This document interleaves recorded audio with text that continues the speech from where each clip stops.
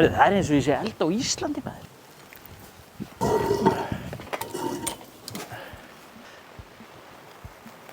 Hæ kæru vinir, Kristinn heiti ég, verið velkomin í garðinn minn. Ég ætla að gera nokkra hérna svona grillþætti. Ég ætla að elda með kjarnafæði í dag. Ég ætla að elda pólskar pylsur. Ég hef ákveðið að taka smá svona inspo frá kannski Póllandi. Ég hef einu sinni farið til Póllands að performa. Ég tók eftir því að það var hérna sauerkraut, þannig að ég er með sauerkraut, þannig að ég er með steiktan lauk, sinnep, súrar gúrkur, svo bara sjálfsögðu pulsubrauð og svona smá snakk til þess að fá smá svona auka bragð og ég er með vinegar því ég held að pólverarnir séu svolítið vinegary. Þetta er ekki flókið. Við byrjum á því að taka pulsurnar og náður. Færum okkur inn yfir. Ég er bara með allt á hvínandi botni, það er kannski óþarfi, þannig ég ætla að lækka hans á sig, en þetta er ekki flókið. Já, ég er að gleyma einu. Ég gerði kartöflumús í gær og fyrir í eldhúsinu á því það. Það var að nýta það sem er með, sko. Úss, herru, hún sprakk strax hjá mér með þessu. En sprungna pulsur eru bestu pulsunar. Svo er líka með svona graslauk.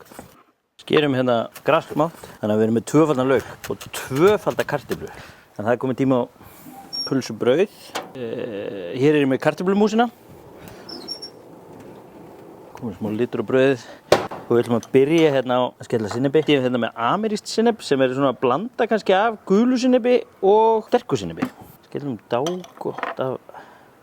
Þetta er gott fyrir garnirnar til dæmis.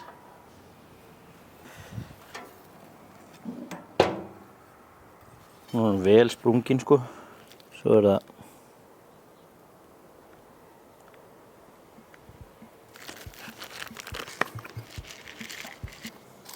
svona má leika sig með pulsuna. Þarf ekkert að vera bara ein með öllu. Má líka vera ein með einhverju. Ó, það var að rigna. Ég dúlla mér. Herru, það er eins og ég sé elda á Íslandi, maður. Það eru Pólverjar á Íslandi. Látum endilega vita hvort að þið myndu borða pulsun eitthvað svona. En ef ekki pröfa. Hvað, ég myndi allavega að borða pulsun eitthvað svona. Það eru nú bara að fara að rigna. En það má grill í rigningu líka. Þannig að,